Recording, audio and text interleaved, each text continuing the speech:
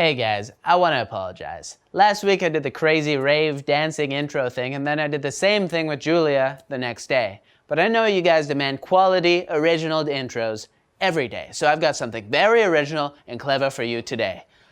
Okay. Barret, you took too long explaining that. Now you just got to get to the video. What? Seriously? Yeah, sorry. Just move along. You screwed it up.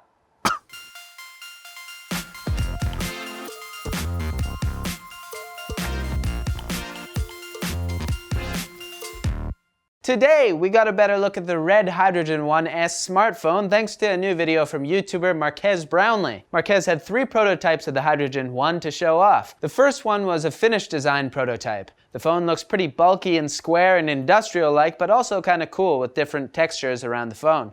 There's grips on the side and the power button doubles as a fingerprint reader. There's also a dedicated video record button, stereo speakers on the front, and a dual camera setup, along with a headphone jack and USB-C port on the bottom. There's also magnetic pins on the back designed for modularity. The second prototype featured the holographic display, except that he wasn't able to show it on camera, so he only showed his reaction, which kind of sucks, but it probably wouldn't have translated very well anyways. The third prototype makes use of the modular pins on the back of the phone by adding a sensor and lens mount, effectively turning the phone into a pretty heavy-duty camera. So Marques had the $1,200 aluminum model, but there'll also be a titanium model for $1,500. It'll be cool to see software, but what are your guys' impressions so far?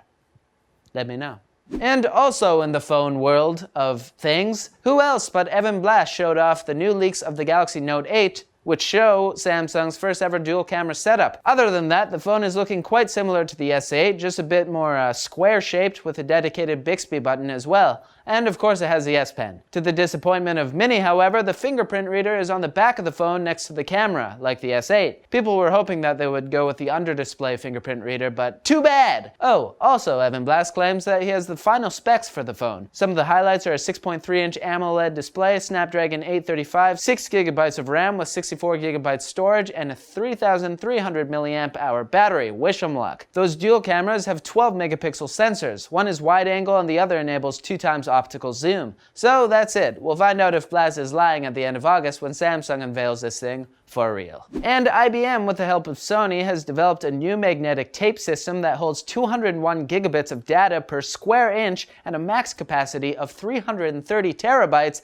in a single cartridge the size of your palm. IBM researchers have achieved the world record for tape storage 5 times since 2006, but all those records were broken with a tape material called barium ferrite. This new record was broken with a new material, sputtered tape. Basically, sputtering is a technique that produces a magnetic tape with magnetic grains just a few nanometers across, rather than tens or hundreds of nanometers like in the tape used commercially. Anyways, there's obviously a lot more details to this story, so you should check it out in the sources below. But 330 terabytes as a backup drive? Consider it. It's time for shorter news stories said more quickly than the others. Microsoft has a new Xbox wireless adapter for Windows 10, allowing PC gamers to connect up to 8 controllers at once and have stereo sound support. This adapter is also 66% smaller than the original and will be the same price of $25 starting August 8th. Overwatch's summer games return on August 8th as well, featuring exclusive loot boxes and all that other meaningless stuff. I have like 60 unopened loot boxes.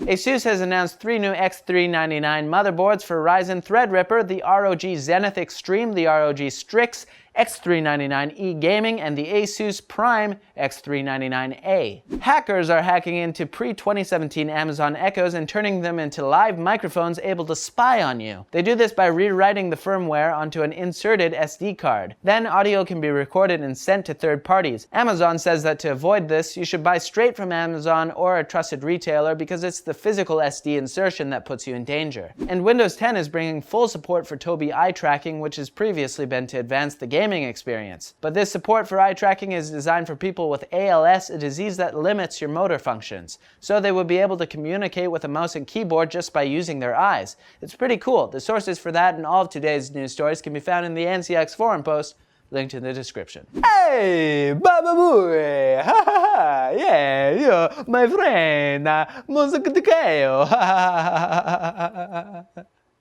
Hey guys, it's a new month, which means there are new prizes. Jack just showed you that the Fans with Benefits prize for this month is an ASRock X370 Killer SLI motherboard, and the newsletter prize for this month is an AMD Ryzen 3 1200 processor. So to get that, subscribe to the newsletter. If you're already subscribed, claim your newsletter points. Click here for more info on that. Alright, that's it for Netlink Daily. Thank you so much for watching. Click over here for previous videos and check us out on Twitter over here. But as always, like the video if you liked it, comment below for fans with benefits, and subscribe for more videos like this one from NCIX. And I enjoy your summer, everybody.